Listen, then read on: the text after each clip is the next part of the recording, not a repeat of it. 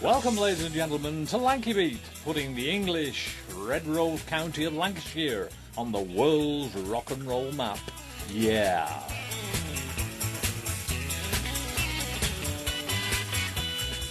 We've got a great show lined up for you tonight. I've got in company just shortly, they're about to be arriving, are Ray Jones and John Turner. Ah, well, who were they, you might ask? Well, I'm telling you what, they were in a band that played with the Rolling Stones 50 years ago at Wigan Emp. And they were in the band called the Cheetahs, and we're going to be having a chat to them later. They've got some fascinating stories to tell. Meanwhile, here we go. Track number 1 for you, specially for you. Just one look, that's all it took, yeah, just one look. That's all it took, yeah, just one look. And I felt that I'm in love with you. Oh, I found out how good it feels to have your love. Oh, say you will be mine forever and always. Oh, just one look, and I knew, I'll get you in the end. I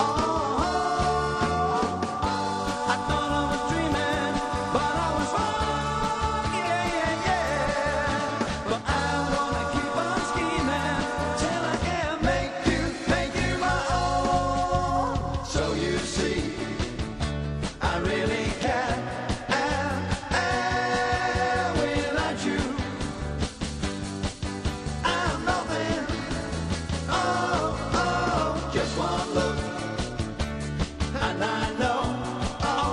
I'll get you someday. I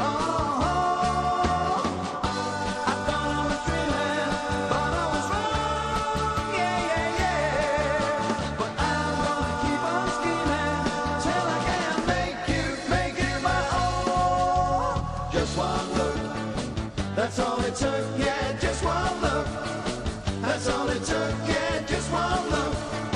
That's all it took, yeah, just one look.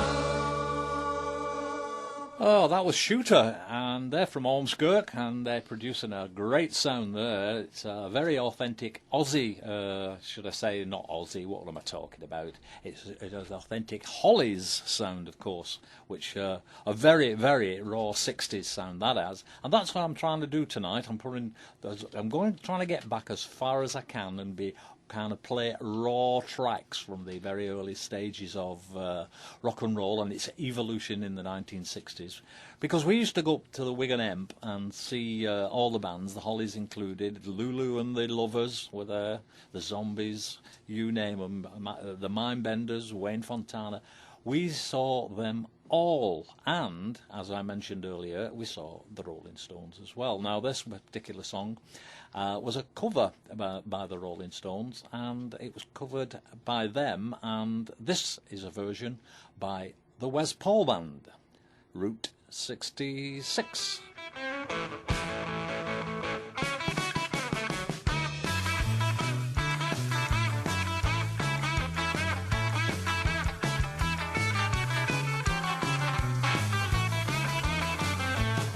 Way down in Louisiana, close to New Orleans, way up in the woods amongst the evergreens, there is a little hut made of earth and wood. Live a country boy named Johnny Be Good. Never ever learned to read or write so well. He could play guitar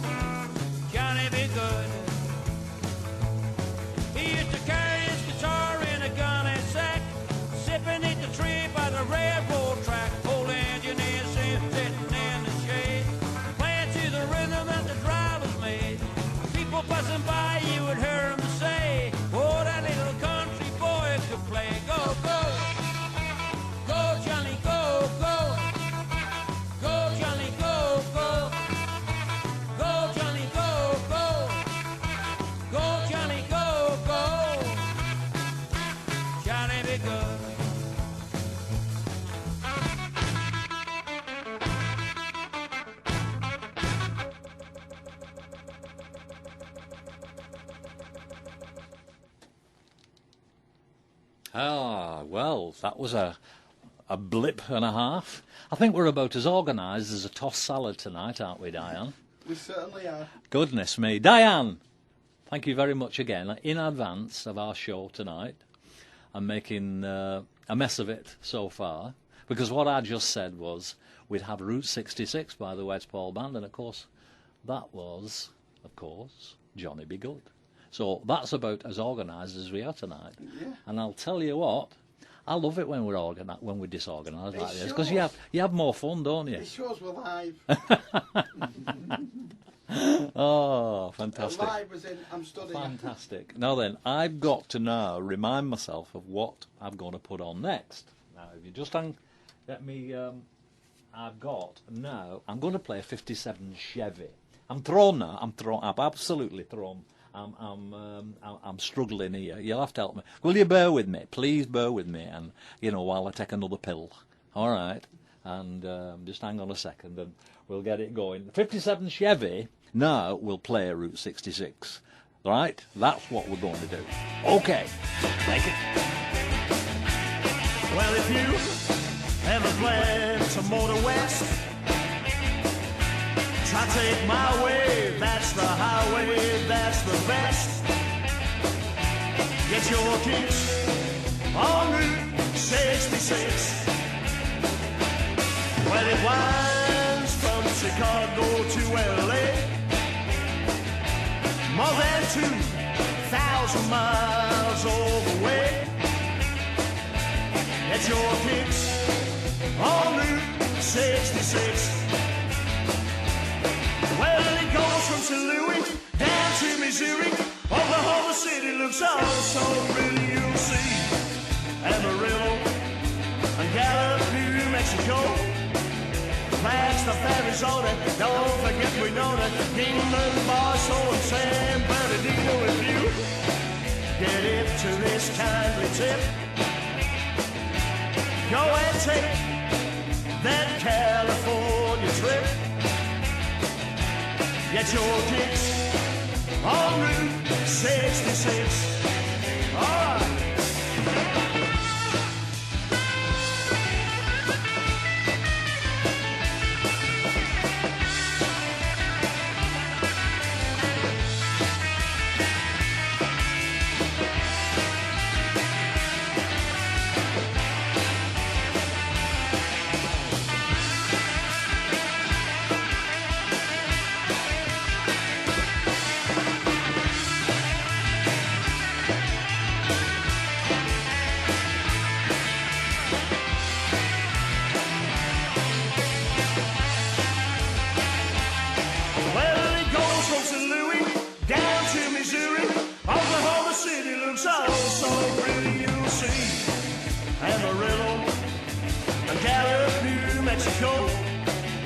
Flagstaff, Arizona, don't forget we know that Kingman, Barstow, and San Bernardino. If you get into this kindly tip,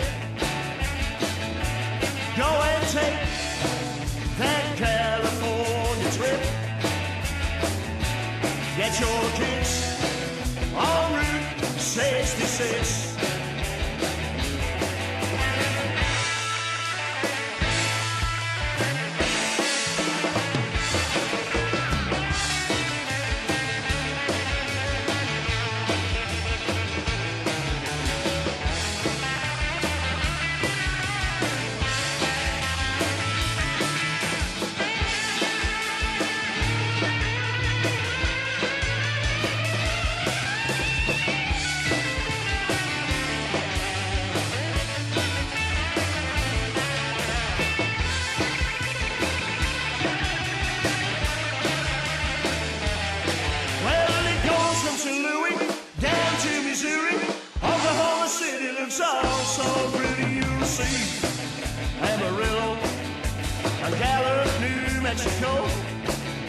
Flagstaff, Arizona, don't forget we know that Kingman, Barstow, and San Bernardino. If you get into this kindly tip,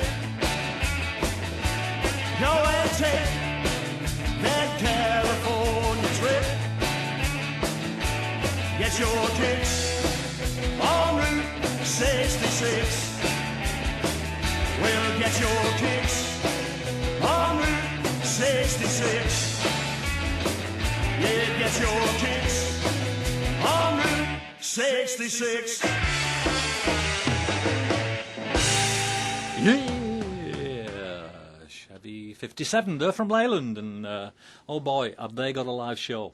I mean, if you ever try to catch them, they knock about more or less in all the better pubs and play that kind of style. It's absolutely knockout. It's 50s, 60s stuff, and yet they're a band that who probably never even saw that because they're too young to have been there. They're in their 40s and 50s and 60s, not like what we are up here. But what we've got to tell you more or less about tonight is an exciting thing that's happening for Lanky Cats, because a week from next Thursday, the 21st of November, we're going to be celebrating the 50th anniversary of the Rolling Stones appearing at the Wigan Empress Hall. And what a night that was. And if you've been watching Lanky Beat and seeing some of the postings I've been putting up there, you'll have seen some of the nice things that have been said about the particular time. First of all, that on that particular night they were only playing one particular set. Not that we knew much about it beforehand, but we walked down Station Road, me and my mate Alan Turner, and what we saw was just incredible, because we couldn't hardly walk down there, because there was a line of shops on one side and Woolworths on the other, and we walked down and we couldn't get through. There was that many people milling around. It was packed. That was Station Road, just opposite the ABC cinema. And we've just kind of somehow, like being in a scrum, we fought our way out of it and got to the main door, and thankfully we had tickets to get in. And up we went the stairs, and that was it as far as we knew about Station Road. We believe it got even more and more packed as the night went on. So there was something like an estimate of about 2,000 people in Station Road last night who couldn't get tickets to get in. Now then, inside was bedlam inside, because there must have been another 2,000 people inside that. I've never seen anything quite like it. I was 16 years old, and I managed to get a place on this left-hand side of the balcony, looking more or less down on top of the particular bands and artists that were on that particular night. So that was me, set up, in position, and the rest, as they say, is a little bit of history. And tonight, on the Lanky Beat show, we've got a little bit of history from another point of view. We've got with us John Turner and Ray Jones, and they're going to tell us all about their experience of that night in the Wigan Emp, because they, as a band called the Cheetahs, were on the same bill, together with the Beat Boys and the Rolling Stones. So, there it is, boys. We've set it all up. What happened next? Can you remember anything, Ray? I can remember looking down. We must have been on the same stage, or same balcony rather, as you were, Bill, because I can remember standing and looking down at the stage where the Stones played. I think we'd already played by that time, so we were quite relaxed about watching the other bands. We knew of the Stones, obviously, but not the sort of size of band that they are now, because that was into the future.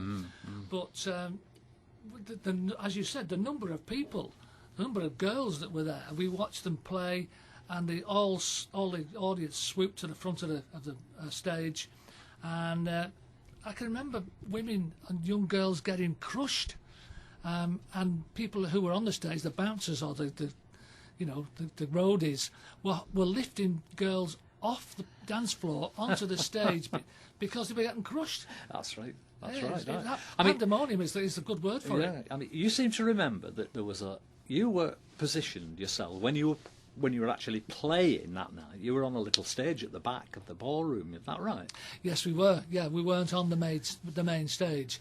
I've got my diary from 1963. Yeah. And it just says for that date, the 27th, it just says audition at Wigan Empress. Audition. Audition, yeah. Wow. But- Does that mean you didn't get paid or something? Probably not. I think we'd played there before. We certainly played there after. Yeah. I mean, it's so difficult to remember exactly, isn't it? Oh, yeah. The actual night itself, because it goes past in a blur. I mean, I couldn't remember 50 years ago of anything really, but we're doing our best here to try and recall the best bits that we can remember and kind of bring them to you dear listener. And what we've got, I think, lined up here is Ray's version of a song that was absolutely played to death and still is. It's a lovely little song, and this is one of the songs that you would probably, and I can't be certain of it, you will probably have heard that particular night. Love Potion number 9. Not too much of a sentimental blue. You know that gypsy with that gold tattoo. She's got a pad down on 34th and Vine. Shot a little bottle of love potion number 9. I told her that I was a flop with chicks. I've been as west as 1956. She looked at my palm and she made a magic sign. She said, what you need is love potion number 9. Bent down and turned around and gave me a wink. She said, I'm gonna mess it up right into the sink. It smelled like turpentine, it looked like Indian ink. I held my nose, I closed my eyes, I took a drink. I didn't know there was day or night. I started kissing everything inside. But when I took the job down on 34th and Vine, it took my little bottle of love potion number 9. Hey.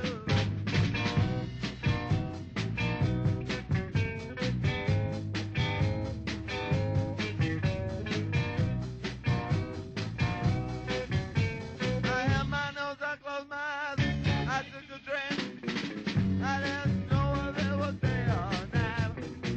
I started kissing everything inside. But when I took the top down on 34th and Vine, it took my little bottle of love potion number 9. Love potion number 9. Love potion number 9. Love potion number 9. Well, what you've been listening to there, I'll tell you, is a little bit of absolute magic. Because, Ray, what kind of what was the instrument you played? What was the instrument? Mine was a Hofner V3, a bit like a Stratocaster. So you were solid like electric. lead guitarist. Oh, Yeah. And John Turner. What were you? What were you Well, I playing? was on vocals, Bill. I was just purely on vocals. I didn't play an instrument. It was a lineup of three guitars, drums and vocals, and I did the vocals. Right. I mean, and so what we've just been listening to is your voice. Yeah, Right. absolutely, yeah. Okay. Now then, I want you to take us through the recording processes you went through to get that down, because it's absolutely and totally authentic, isn't it, Ray? Yeah. Well, Yeah. Ray could fill us in on this what you're asking now a little bit in more depth than I can. So, Ray, Yeah, the Cheetahs, all the lads in the Cheetahs lived in Widnes, and I worked at the BICC in Helsby at the time. And one of the guys there came up to me and said, we've got a recording club here. Would you bring your group down and we'll record them one night? Yeah, so we went down, and I've just found it in my diary. It was in 1964. So it's only 49 years old, this recording. I thought it was 50. 49. I mean, But it a was... recording club. I've never heard of a recording club. Have you ever heard of a recording club? Now, this was part of BICC's recreational facilities, was it? Well, I suppose it was. It was just some of the lads who worked there who... I don't know whether they'd done it themselves or whether it was at the backing of the company. I really don't know. So we went down and it was set up in the BICC Sports and Social Club, which unfortunately isn't there now. It's housing estate. Houses, yeah. Hemley Vale it's called, if you want to know. And we set up on the stage, and we played at this place a few times because they had a youth club that met there, and we played at the youth club. So we were familiar with the place. They set us up, drums, 3 amps, guitars, a couple of mics, and they set their own mics up and did their own recordings in a back room somewhere. So we played them live, and it was just recorded on a reel-to-reel tape.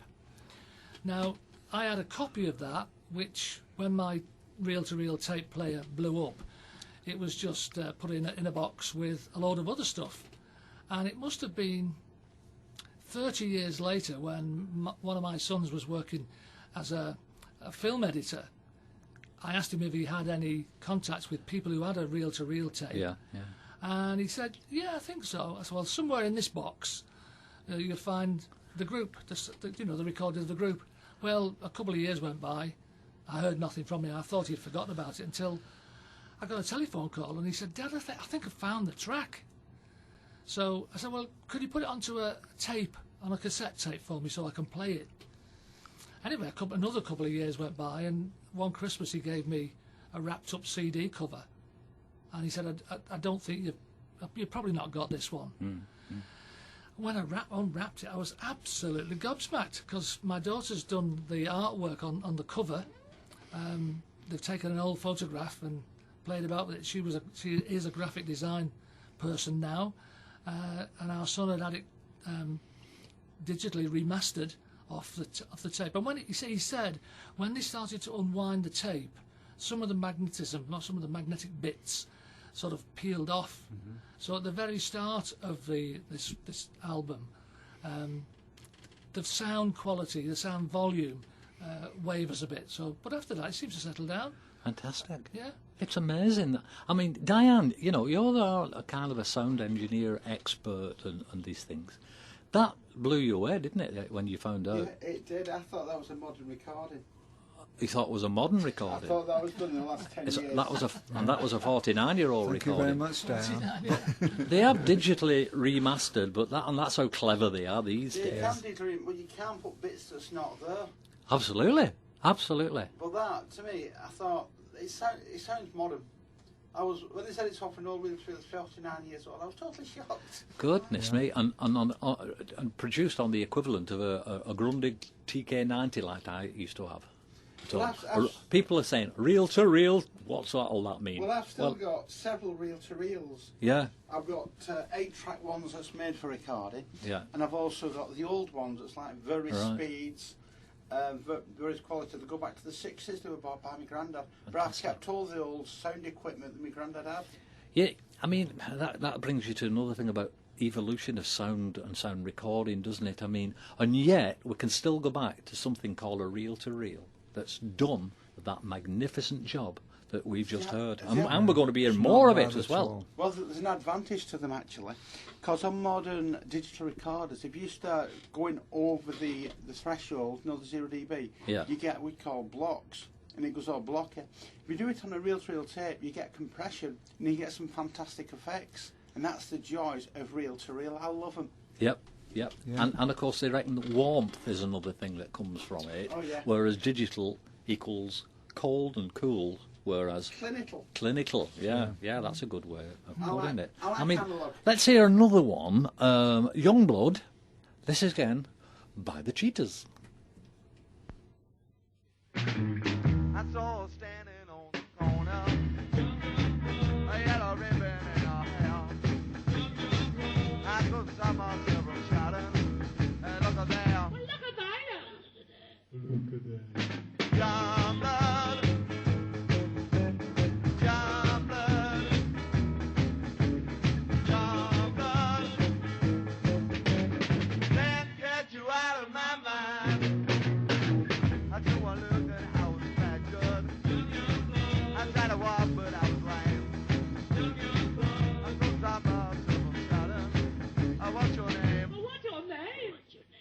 What's your name?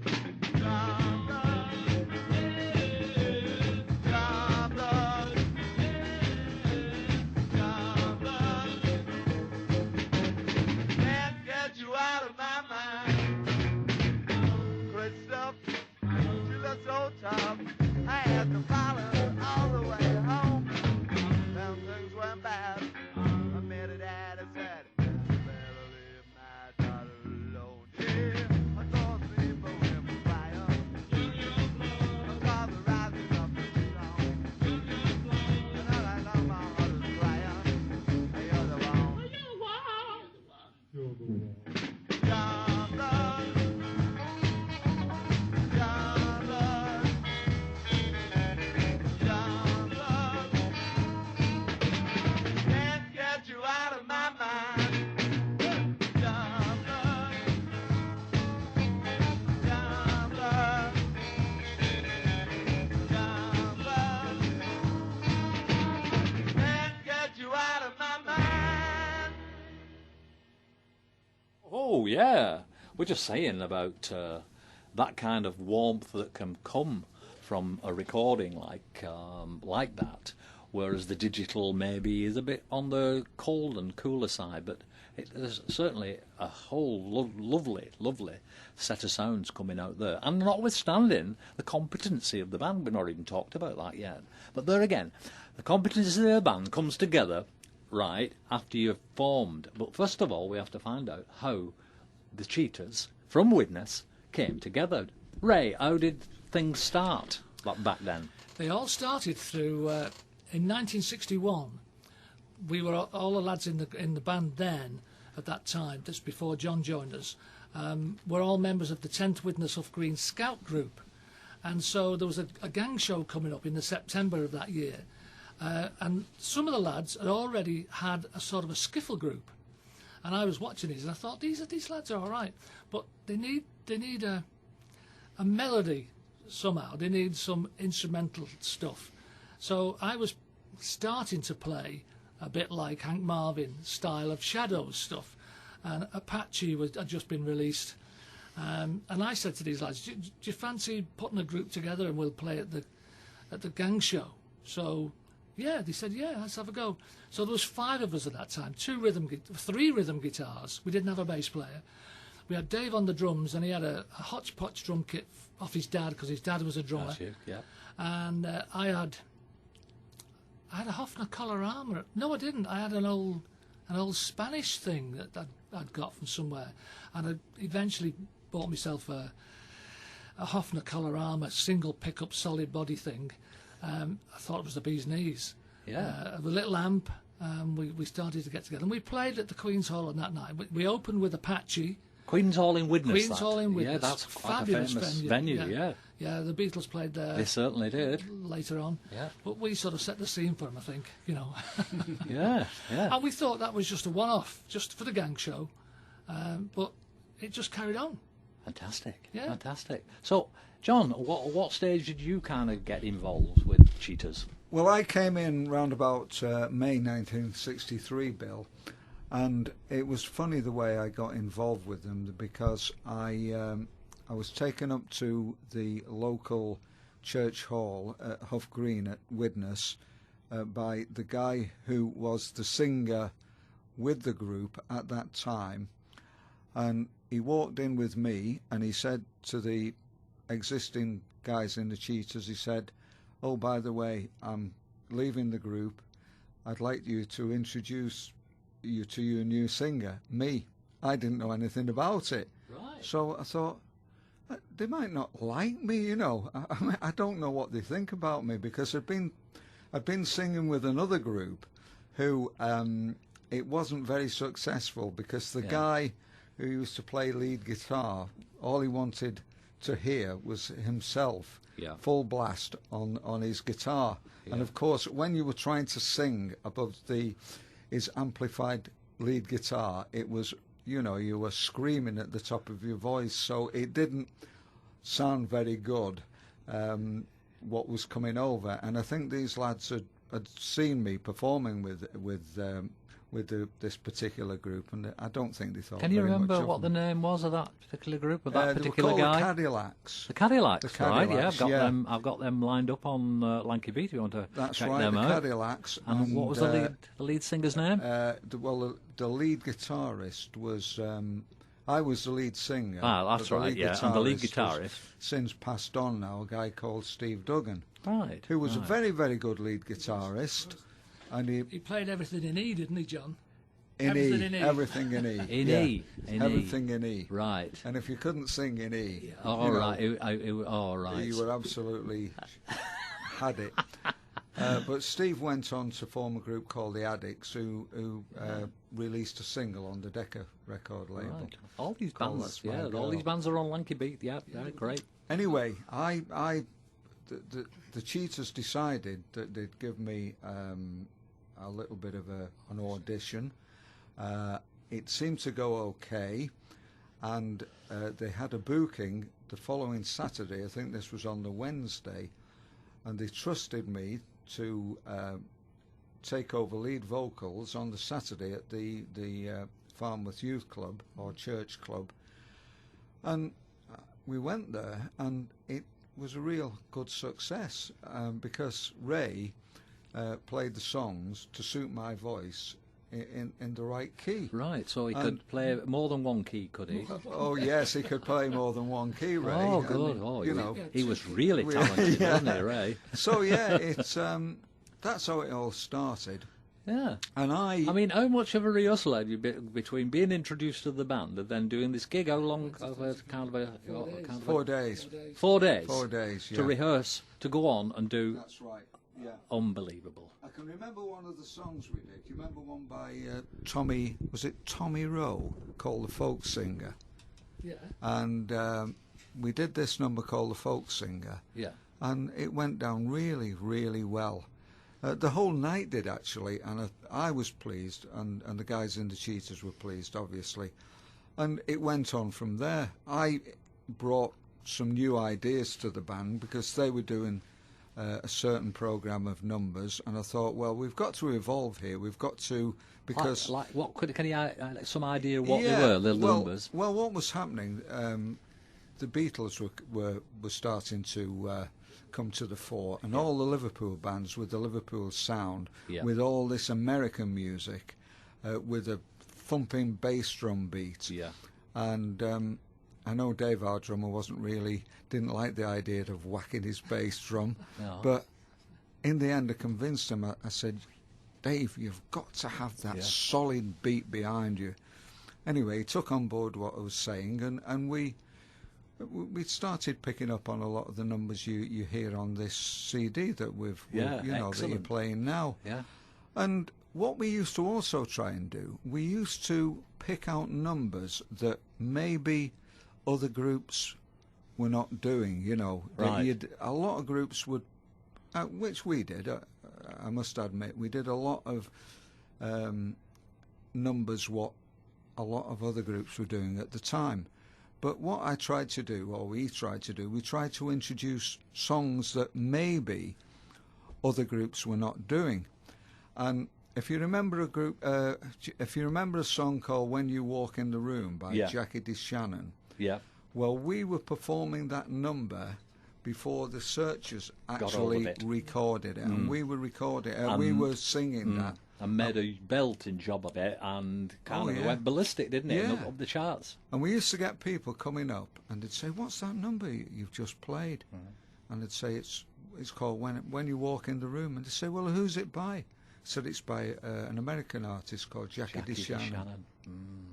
And shortly after that, the Searchers picked up on it, and they made a very, very successful single out of it. Yeah, they certainly did. So that was what we used to do. We used to try and pick out numbers that maybe other groups weren't covering at that time. And this next song, of course, it was a song that I think everybody had a go at this. Yeah, the Fortune Teller, absolutely. The Fortune Teller. That's right.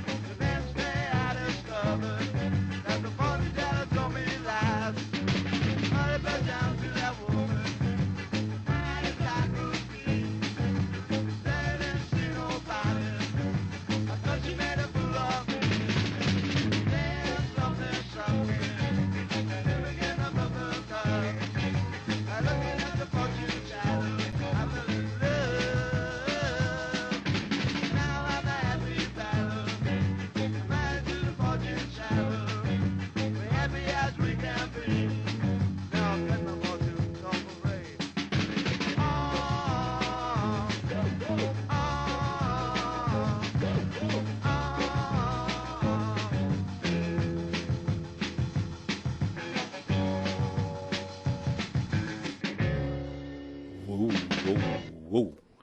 That was John doing all the twiddly bits there on the drums. That's John. What was his other name then, Ray? John, the drummer. Dave. It was Dave, the drummer. Yeah. Sorry, I'll get there again. Dave, the drummer. John, the singer. What I'm trying to do is allude to introducing the other members of the band. Right. Because we need to talk about them as well. They're not here, unfortunately. But so Dave on drums. Dave, what was his second name? Dave Priest. Right, and who else? Derek Rice was our rhythm guitarist, And John Ashton was the bass player, Yeah. right. So together with yourselves, John Turner and Ray Jones, that was the Cheetahs. Now then, going back to when John came into the band, what kind of influence did he have on the band when he first joined them? Well, we were used to seeing John sing with his other band, and we didn't really think he had much about him, really. And I think it was because the band or the group he played with always sang in the same key. But once we found the key that his voice suited, he just blossomed with us. Yeah. And the first engagement we had was the following Saturday, after meeting him on the Wednesday. And we played, because we didn't have many vocals that we could do at that point, we had a few. We played some instrumentals to start with, and John introduced us as a very professional MC.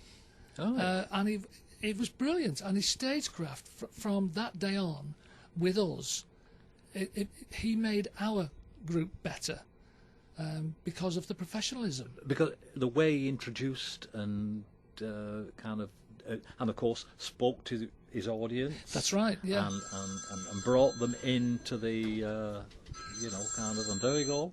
That's a phone ringing. Totally, we're well organised tonight, aren't we, Diane? I thought that was mine. Don't then. worry, I've not switched mine off either.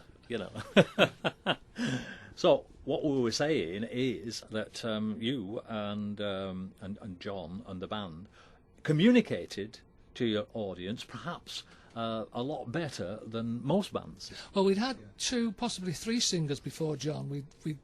They came and they went. Oh, right. We had one who we thought we were going to stay with him. He was poached by some music writer or composer, and he disappeared. And it was him that introduced John to us that night. And we never looked back. Fantastic. So that brings me on to the longevity of the Cheetahs. So this is all started around about, what year was it? 61. 61. Yeah.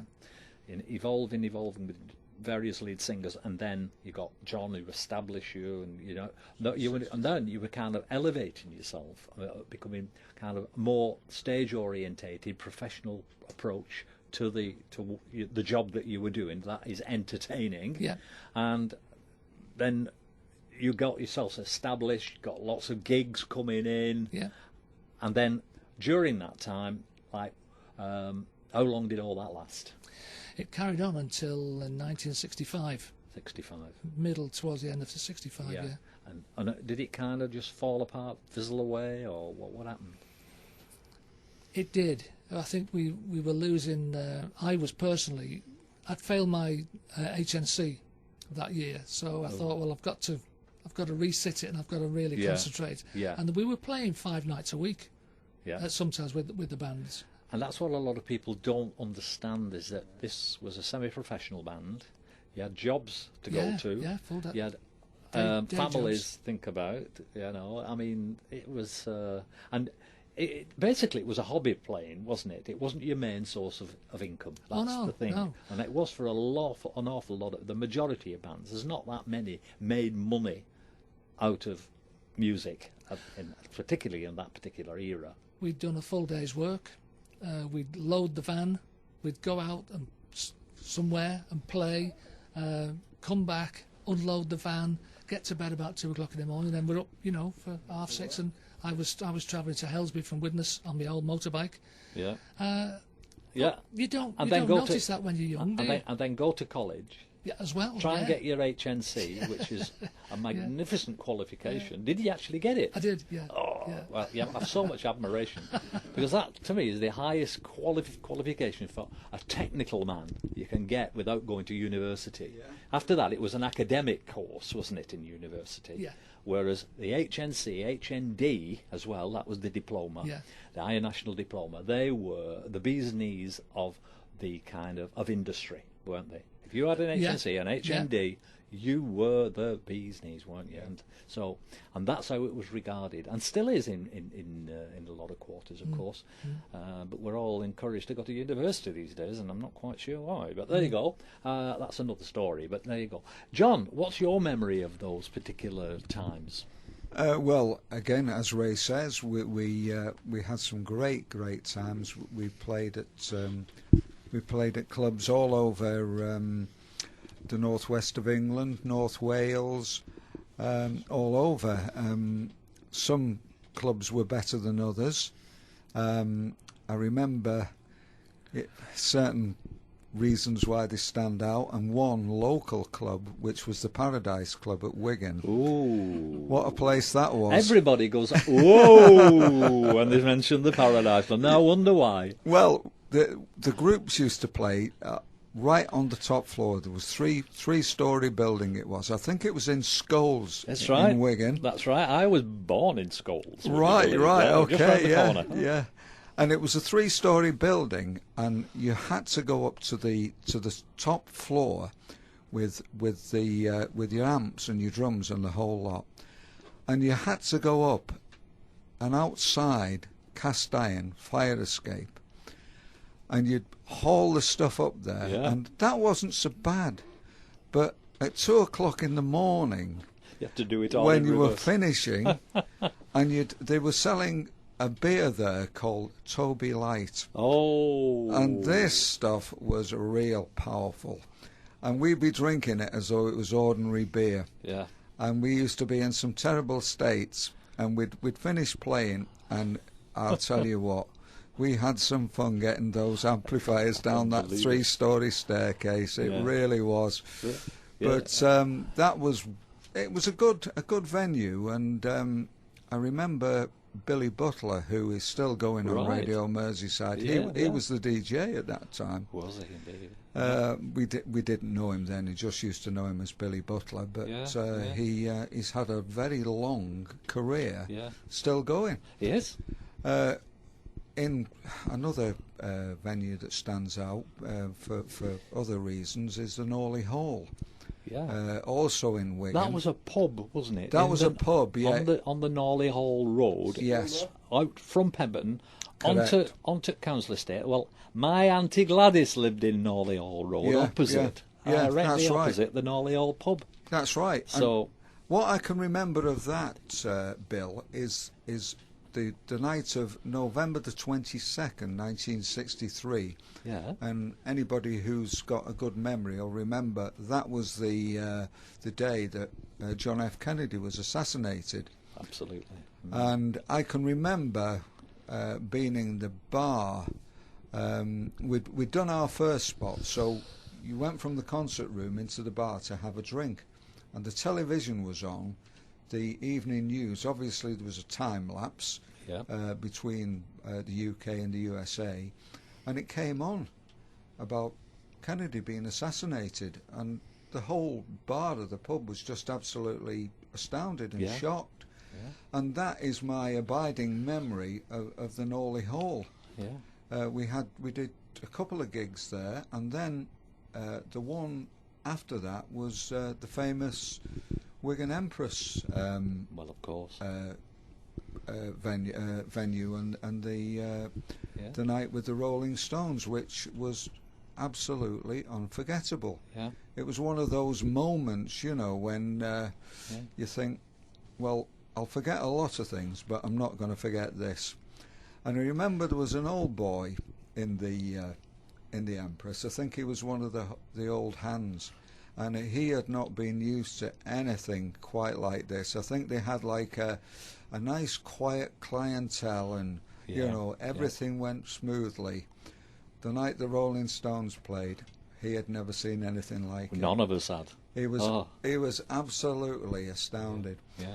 And Tell him your story about Wayne Fontana at oh yeah, Memorial Hall. that's another story. But going back to the Wigan Empress, I remember this guy telling me. He said that it was a record attendance. Yep, for I can believe the it. Empress. And I bet they don't know what that number was really. No, I don't think anybody would But know. he said we've never had this many people in the ballroom ever before. Well, aren't we going to recreate some of this a week on Thursday? Well, because the Cheetahs have reformed especially to play, which I can't believe it. Not all of us, but there's 2/3, 3/5 of us. 3/5. Right, yeah. That'll do. Yeah. You're quorate, aren't yes. you? Yeah. We've been really practicing and rehearsing very hard, and I think we'll be able to turn in a fairly decent performance. I didn't know Ray, apart from a couple of emails, and Ray sent quite a bit of stuff to Lanky Beat, and I put that on Lanky Beat. And it was nice to track you down. What was it, about 18 months ago, something like that, wasn't it? And then when this idea came up about doing a kind of a celebration for Rolling Stones, 50 years on, I thought, if I could just get somebody into somebody to... And Ray and the lads here have responded. I can't believe it. You know what you've done. It's fantastic what you're doing. So you're going to be doing a short set, aren't you? We're doing a short set. Yeah. We've got Bill Blackledge, who on the night was the compere. Bill was the band leader of the show band, resident at the end. Right. Okay.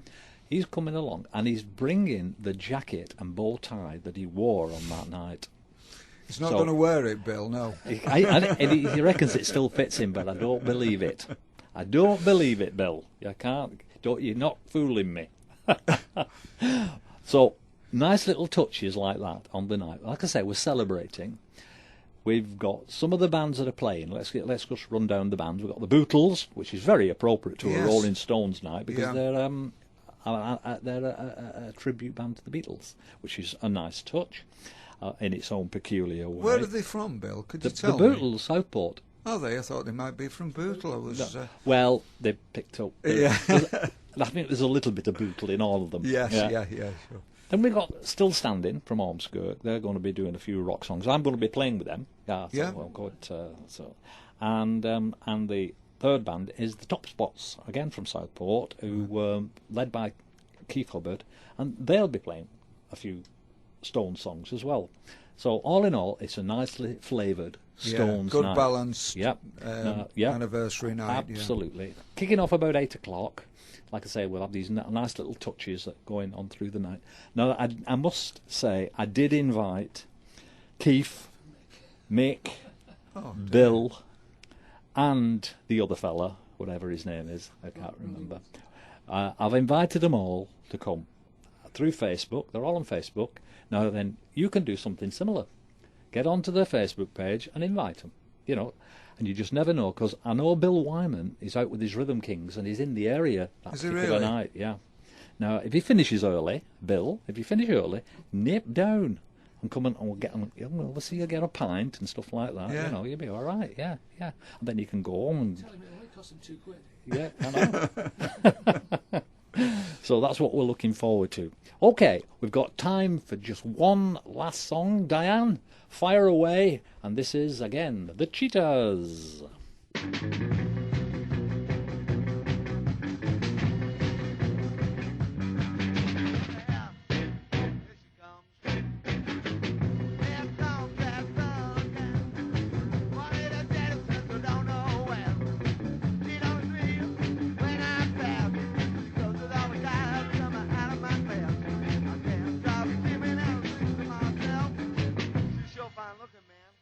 Something else.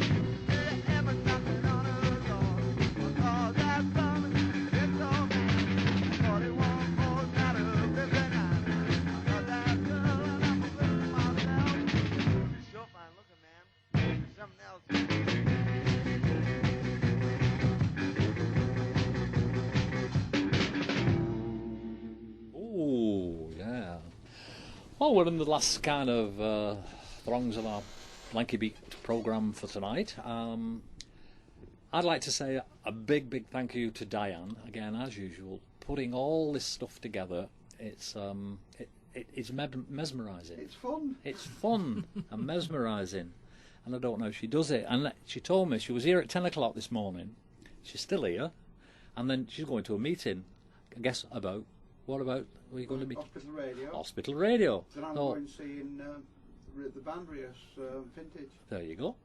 So that's Diane and her day today. That's Dedicated only one to day the in job. her life. Well, thank you very much for what you're doing. And, of course, thank you very much for what you're doing publicly down at Lanky Cats, holding all that sound together and making herself world famous with all the musicians that come and play, because every one of them come to at the end of their set and say, fantastic, thank you very much. And Well, what that's we do, our yeah. ambition, I mean, Bill. it's fantastic. You know, we might be Yeah. made world famous by Diane when we play. I know. You'll make me famous. Okay, yeah.